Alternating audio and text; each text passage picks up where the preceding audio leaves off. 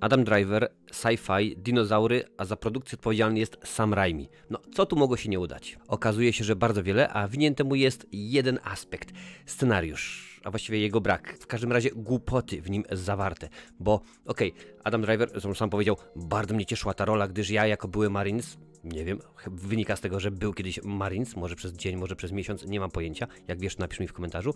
Mogłem w końcu pokazać, jak się posługiwać bronią. No i rzeczywiście jest w porządku, bo jak dowiadujemy się na początku, nasz główny bohater ląduje na Ziemi 65 milionów lat temu, więc jak łatwo się domyśleć, jest on ufokiem. Co? Nie wiadomo skąd się wziął, nie wiadomo jak to wygląda. W każdym razie ląduje na Ziemi 65 milionów lat temu, tak, wtedy kiedy dinozaury śmigały po Ziemi i tak dalej, i tak dalej. Zacznę może od aspektów, które mi się bardzo podobały, bo według mnie warstwa wizualna jest cudowna, naprawdę.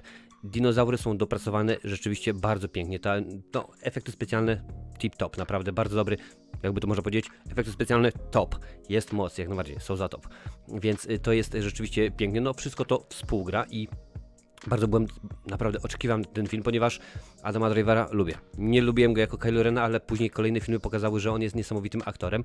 I zresztą studio, Columbia Pictures, to już jest, sprawdziłem, trzeci film, który oni robią, gdzie statek ma pewne problemy. Bo tutaj oczywiście jedziemy, śmigamy, lecimy tym statkiem, no i są jakieś meteoryty, budzą pilota, w tej właśnie roli oczywiście Adam Driver, no i nie udaje się, lądują na jakiejś planecie. Lądują na planecie, na Ziemi, 65 milionów lat temu, więc już na dzień dobry wiemy, co się będzie działo, ale ten nasz pilot, to jest MacGyver, naprawdę, bo oczywiście rozwalają się, tam prawie nic nie działa, on tutaj nagle przełączy jeden z tych, wiesz, dokładnie, armata z krawata, bierze śrubokręt i robi z niego laser, oczywiście w przenośni, ale rzeczywiście, udaje mu się, to pokazuje i co? No i chciałbym powiedzieć, rzeczywiście on potrafi to, on jest, ale nic na ten temat nie wiemy, nic o nim nie wiemy, oprócz tego, że miał córkę, która to rzeczywiście zachorowała, on stwierdził, słuchaj, wiem, że jesteś chora, ale pojadę, zrobię tą robotę, rzeczywiście będą pieniądze na leczenie. I to jest pierwsza głupota. Ponieważ, jak już mówiłem, film dzieje się 65 milionów lat temu. No więc łatwo można się domyśleć, że pochodzi on z cywilizacji, która jest zaawansowana bardzo. Bo skoro 65 milionów lat temu potrafili podróżować międzygwiezdnie, co my w tym momencie w 2023 nie potrafimy, to ich technologia jest bardzo zaawansowana. A tutaj się okazuje, że facet musi wziąć dodatkową fuchę, bo nie ma pieniędzy na operację dla córki. Wiecie, na zasadzie, że spotyka się dwóch kolesi, gdzieś tam przy papierosku. Pani Zosiu, ale ta dzisiaj fucha jest ile płatna? 150% czy normalnie? Bo jak normalna stawka, to ja nie idę do roboty. Nie, dzisiaj spokojnie, elegancko, będzie pan miał na nową operację. Super. Widać, że to jest amerykański film, bo za 65 milionów lat spodziewalibyśmy się, że będzie coś takiego, jak trzeba zapłacić za opiekę medyczną. Ciężko to w ogóle wymyślić, ale rzeczywiście to jest jedna z tych rzeczy, które w Ameryce, oczywiście tak, to jest dla nas normalne, że w tym momencie my śmigamy, patrzymy, rzeczywiście trzeba pieniądze na się pomaga i tak dalej i to jest normalna sprawa, ale raczej nie obstawiamy, że za 65 milionów lat, plus minus 2023 lata, będą rzeczywiście takie sprawy, takie kłopoty, więc widać, że ten film jest pisany z perspektywy obecnej i rzeczywiście nikt sobie nie zadał jakoś trudu, ażeby pomyśleć na ten temat i o ile film wygląda bardzo ładnie, to scenariuszowo leży, bo rzeczywiście, nasz główny bohater ma tą córkę, oczywiście, okazuje się, że na tej planecie on jest jedynym uratowanym, po czym kilka chwil później dowiadujemy się, że komputer wyczaił tam gdzieś, nie, ale spokojnie, jest jeszcze jedna osoba, gdzieś tam przeżyła, możesz do niej donieść, idzie i mamy dziewczynkę, która nie mówi po angielsku, na imię ma Koa, co w języku hawajskim znaczy wojownik, tudzież wojowniczka. No i rzeczywiście ona jest podobna wiekowo do córki naszego bohatera i tak dalej i czujesz, łapiesz? Rzeczywiście nie jest to dobre. Filmów, gdzie statek, samolot, rakieta kosmiczna, nieważne jak zwał, tak zwał, ląduje gdzieś na innej, rozbija się na innej planecie i coś trzeba wymyśleć, mieliśmy już pierdyliard. I tak miałem nadzieję, że ciekawe jak to ugryzą tym razem. Czy pokażą nam coś fajnego, coś ciekawego? Rzeczywiście, nie. Bo nieważne, czy to są obcy, bo tak w pewnym momencie chciałem powiedzieć, jest klimat obcego, czy to jest Marsjanin, gdzie ten Matt Damon próbuje wrócić na Ziemię. Rzeczywiście to się nie udało i niby wszystko fajnie, niby mamy tego bohatera, on próbuje nawiązać łączność, jakiś tam kontakt z tą dziewczynką, mówię, on mówi po angielsku, ona nie mówi. W ogóle właściwie czemu on mówi po angielsku? Ale dobra, to jest film, wiadomo, aktorzy, nie będziemy się zagłębiać to w ten sposób, ona nie mówi, ale jakoś tam próbuję właśnie wytłumaczyć, że jedziemy, tam jest, you know, my money change, tam jest kapsuła ratunkowa, możemy się uwolnić, jakoś tam próbują się dogadać, ale na migi wiadomo, udało mi się. Ja też się bez węgierskiego też mi się udało dogadać w małej mieścinie na Węgrzech, więc jakoś wiadomo, że można się dogadać. No ale w pewnym momencie, chociażby jest na przykład taka jedna scena, odpoczywają sobie, on tam popija wodę, ma specjalne urządzenie, które mu mówi, wkłada tam coś tego, ono to mierzy, okej, proszę bardzo, to jest zdatne do jedzenia, do wypicia i tak dalej. No i w pewnym momencie on pije sobie wodę, mówi, proszę bardzo, napij się, jest dobra, napije, mówi, teraz wypijaś to, uzupełni. Oni cały czas nie komunikują się, ona nie zna angielskiego, on nie zna, no w tym momencie zakładając, że imię jest hawajskie, powiedzmy hawajskiego, no, ale zakładamy, nie wiadomo. Mówi, idź tam się napij, ale wejdź z tamtej strony, bo tam woda jest spokojna. I ona idzie spokojnie, no. Równie dobrze mógłby powiedzieć, idź tam spokojnie, tam nie ma szerszeni, tam ci nie pogryzą, idź.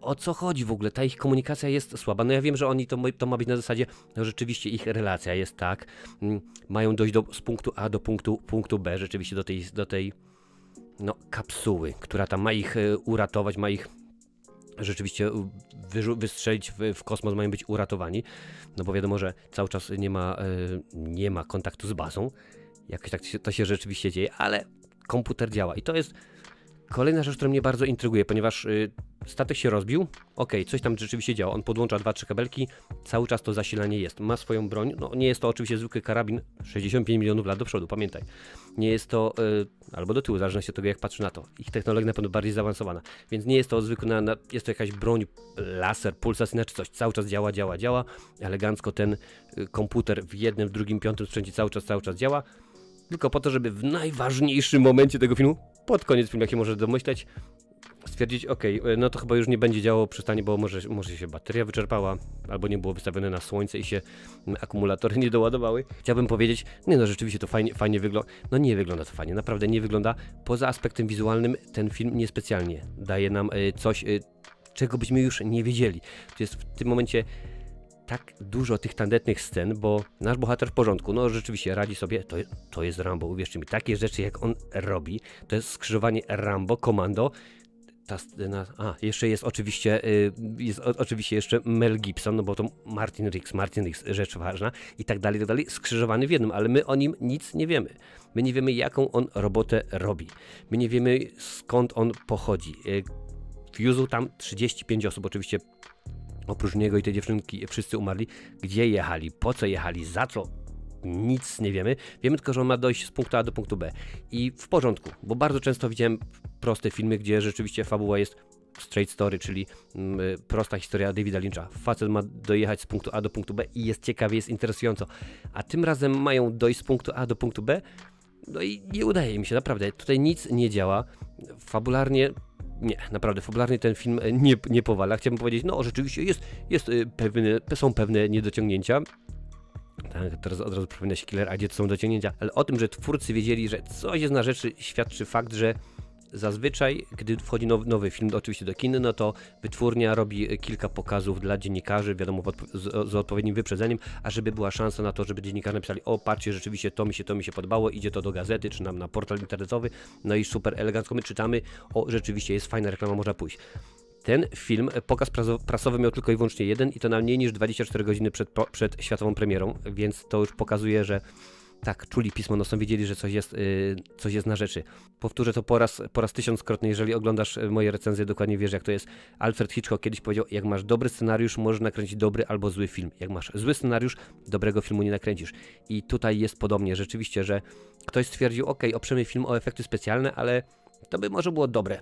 To było może rzeczywiście fajne z 30, 40, 50 lat temu, gdzie rzeczywiście to było nowość, ale w tym momencie my już względem wizualnym widzieliśmy mnóstwo, prawie wszystko, jeżeli wziąć pod uwagę wszelkiego rodzaju Avengery, Star Treki, Gwiezdne Wojny, Interstellar i tak dalej. Jedne rzeczy są mniej zaawansowane, inne bardziej, ale naprawdę wizualnie widzieliśmy już bardzo dużo, więc trudno nas zaskoczyć. W filmie pojawiają się dinozaury, które są piękne, naprawdę rzeczywiście bardzo dobrze zrobione, bardzo pięknie to wszystko wygląda, ale to nie wystarczy, ażeby stwierdzić, mamy dobry film, więc ja powiem tak, odradzam ten film. Nie jest to film, który warto obejrzeć.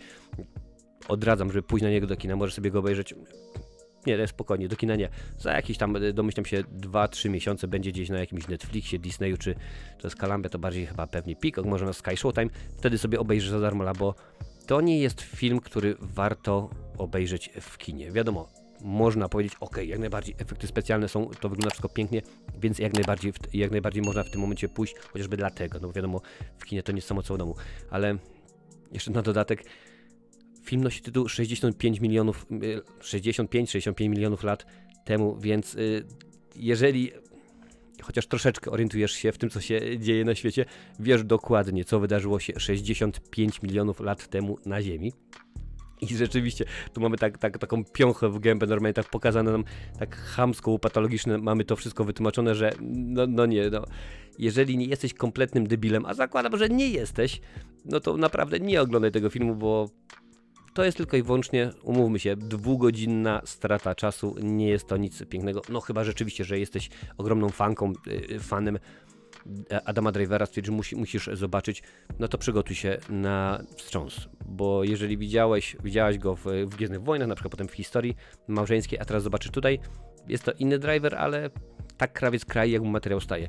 Pamiętaj, nawet Janusz Gajos dostał nagrodę za film Szwadron Juliusza Macholskiego, który to film był przez wszystkich krytyków oczczony od czci i wiary, więc rzeczywiście może być dobry aktor w złym filmie i jak najbardziej. A ten film to po prostu nie jest dobre kino, jest ładnie, wygląda, ale poza tym, czy jest coś w tym filmie, co można byłoby... No nie. Mnóstwo pytań, mnóstwo niedopowiedzeń i traktowanie widza jak idiotę, bo rzeczywiście, skoro to widziałeś jeszcze raz, no to może zrobimy takie the best of the best of the best. Jedna scena z Predatora, jedna scena z Obcego, jedna scena z Interstellar, to wszystko zmielimy, zrobimy kupę, dodamy do tego jeszcze dinozaury, bo dinozaury się zawsze teoretycznie dobrze sprzedają, w końcu już 6 części było i tak dalej. Zrobimy z tego coś fajnego i... No i nie.